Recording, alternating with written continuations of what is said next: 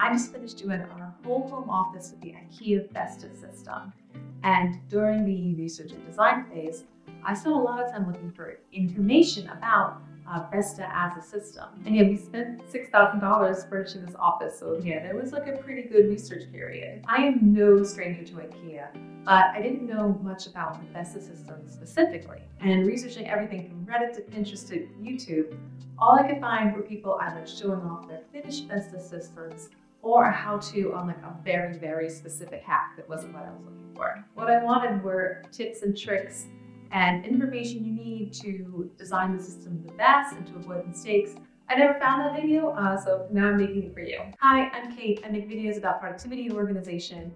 I moved from Italy to Switzerland this summer, and since then I've been doing a lot more home organization videos. Anyway, let's get started.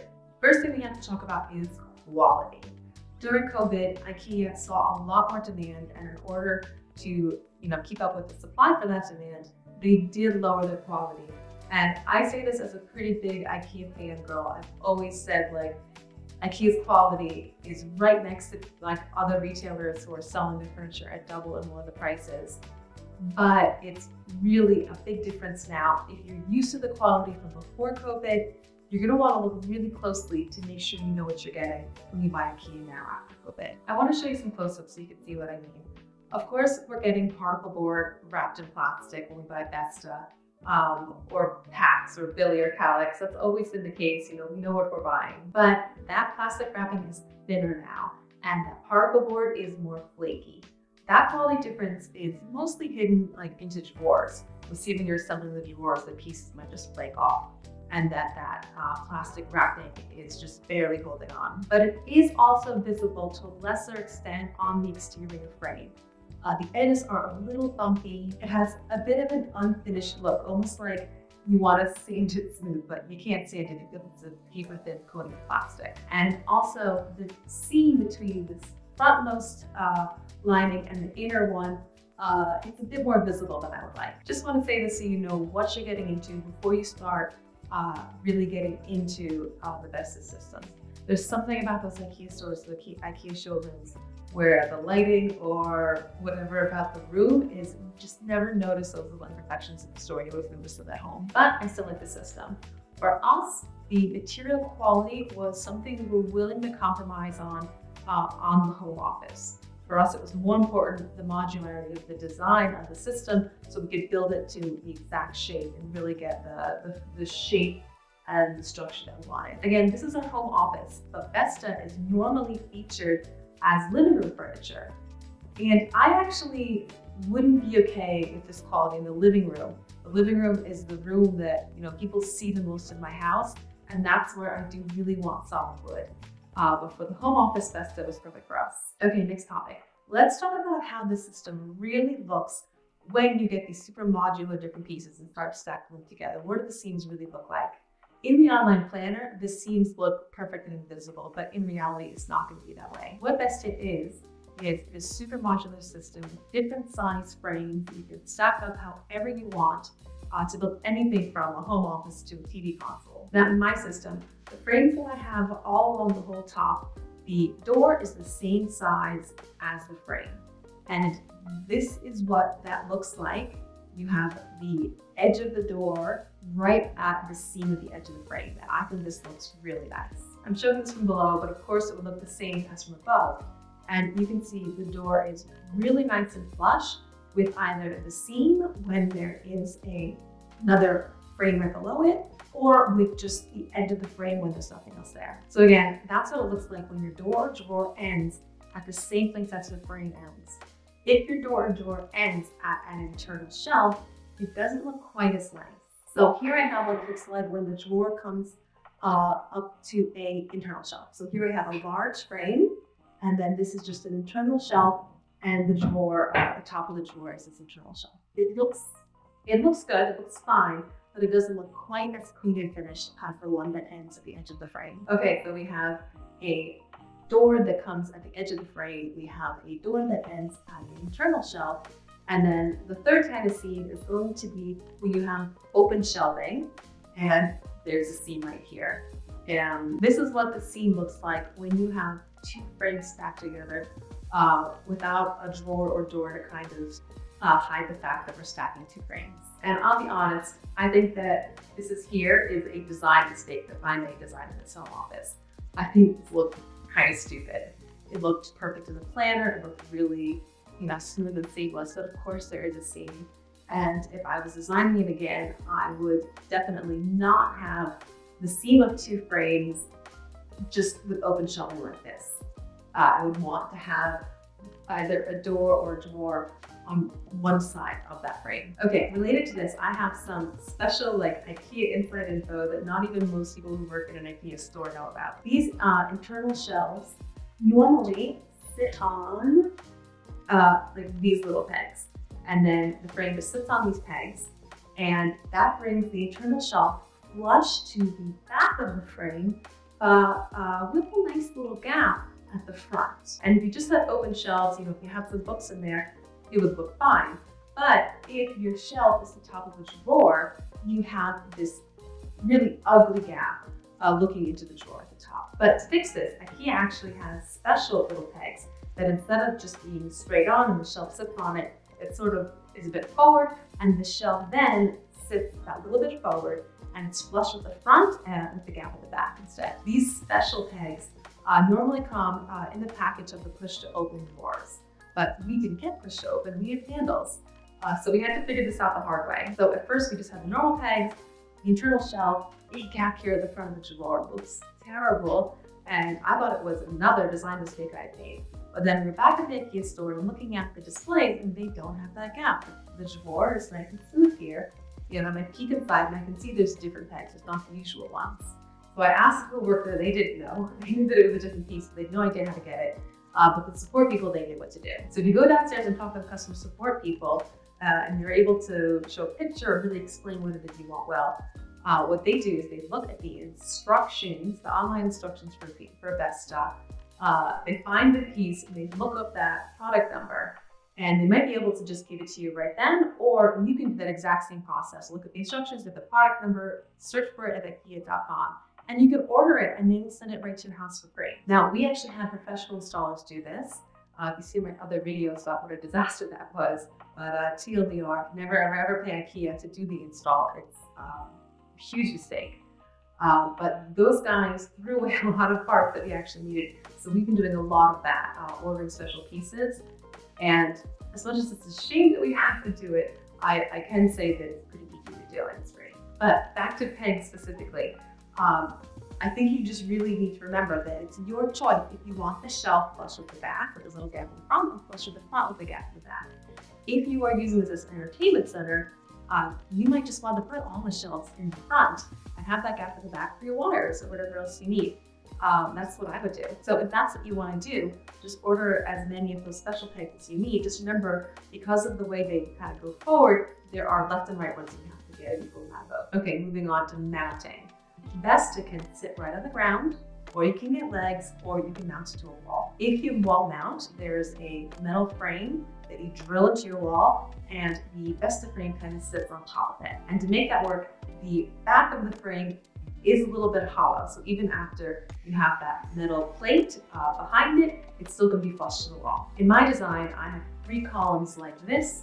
They go basically floor to ceiling, and 2 in the middle that are just serial mounted so that I have a load lift for my desk. When using the IKEA BESTA planner, the planner had us only needing 2 of those metal racks. However, our install guy said that if you want it to be really even across the top, you should have all of them in that row on those metal racks. Now, I should say I do not trust our install guy after the horrible experience we had, but I think there might be something to that. Okay, I've mentioned a few times the online BESTA planner. If you've used the PAX planner, it's very similar. If you've never used an IKEA online planner, it's really great. If you're looking to buy a BESTA or PAX, I really recommend using the online planner.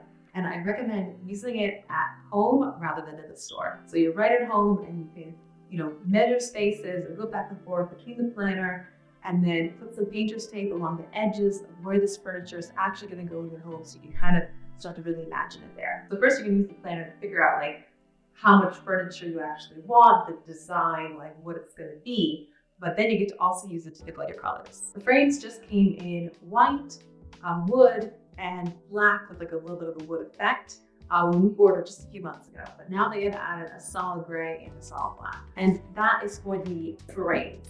The drawer and door fronts come in 3 sizes. The small one can just be a drawer. The medium-sized one can be either a door or a drawer, and the largest one, I believe, can just be a door. These come in a lot of different colors and styles and designs. You really have to go to the IKEA store and look at them in person because pictures don't do it justice. For example, we were actually going to go with a mix of this wood here on the bottom and a white frosted glass on the top. But when we went to the IKEA store and saw them in person, we saw that white frosted glass actually has a metal frame. And then we thought about having the mix of the white wood frame and this wood down here, the frosted glass, and now also a metal, was just adding too many textures and elements. And a little tip for what I did for deciding how I wanted these set up was in the planner, I set it up, each of the ways I was considering, and I took a screenshot of each. And then, over like a photo viewer, I could really just easily flip through each of those different, combinations and configurations to decide, which one I really just like the look of. I sort of mentioned before how you can have push to open or handles. Obviously, we go with handles. Push to open is more popular though. I guess it's like that really smooth finish. We got a matte black handle and a matte black foot. And I really like the way it looks. I think it really finishes it and elevates it a little bit to have that third accent color. So I would recommend at least consider having the handles and feet either from IKEA or from a third party. Because even though it's not what everyone else is doing, I think it looks really nice. And on the topic of like design tips, I would be really careful going all white. I think if left to my own, I probably would have done that. I would have gone for all white because I'm not a big fan of like printing wood onto plastic and wrapping that in cardboard. But my boyfriend was really against the all white, and I hate to do it, but like he was definitely right. I wouldn't have done this mix of wood and white. I would have gone like all one or all the other. But he really thought because wood floors and we have white walls, that all wood or all white would have been just too much of either. So I wouldn't have considered mixing and matching, but in the end, I'm really glad with it. I like how it looks. Those all white rooms look so beautiful on Pinterest and Instagram, but in real life, they almost never look that nice because it's not that like overexposed in it, making everything like glowing white. And with the medium quality you get with BESTA, I would be really surprised if you were able to pull off that all white room in a way that looks good. Okay, back to like BESTA as a system. BESTA also lets you add like this board along the top. Obviously, we didn't do that because we have office furniture that goes right to the ceiling. But if you're doing like living room like a sideboard or entertainment center, then it might really make sense for you to have that. It's basically just like a big slab, a big board that goes on top and covers those seams between the different frames. These come in a whole bunch of different prints, from colors to wood effects to marble effects. Just basically like printing it on plastic and wrapping that particle board. So if I was going to have one of these boards on top of my BESTA, I wouldn't get it from IKEA. I would go to the hardware store and like get a piece of wood and stain it the color that you want. And yeah, just have real wood for that piece on top. And that's actually a perfect transition to third-party sellers. There are lots of companies, their whole business is making parts that are compatible with BESTA, like nicer wood fronts and holes in the legs, and some even just wrap the whole thing. So I would really recommend just putting into Google IKEA BESTA doors and seeing which of those businesses are local to your area, because these are furniture stores, so they're going to be, specific to what country you're watching this in. And at least price it out and consider it, because you might get a much higher quality and effect for, maybe spending a little more than just BESTA, but less than if you were just having like custom real wood furniture built. So what else? Oh, I was a little worried with how well the drawer fronts that I think I really like these, how well it would match other IKEA stuff we have in the States. Like specifically my desk, this one here, it's just like a normal wood IKEA finish. it actually matches really well. Over on my partner's side of the office, he also has an Alex unit. And the Alex looks to be just a slightly bit more cool wood tone than the desks are. So I wouldn't want that like right next to the Besta. On his, you've got like the Alex, the desk, and then the Besta. So I think you can kind of get away with it, but it doesn't match great. But it's okay to get away with it. All right, next bit of advice, and this is pretty general, it doesn't have to be Besta specific, but when you're totally customizing everything from scratch, then you definitely want to consider your mix of open versus closed storage. Open storage is for displaying your belongings that you are proud of and you want to display like art. Closed storage is for your actual storage, actually for all of your stuff to be. I think we see these beautiful open storages in magazines. Everything in the open storage is something beautiful, worthy of display. And we think we want that in our houses too, but we have to remember, most of our stuff is not display worthy. So when you're designing your BESTA system, keep in mind all that stuff I said in the beginning about how the different seams look, depending on where your frames and your doors and drawers end. And really plan it out smart with the size of the frames you get and having a nice balance of open and closed shelving. One more tip, I had seen so many pictures of BESTA drawers serving as like hanging filing cabinet drawers. I was sure this must be an insert that IKEA sells. As far as I can tell, it is not. There's a couple different hacks on this. I found on Reddit someone had found an Office Depot one that fits really nice. I'm still searching for one that I can get that'll fit nice in Europe.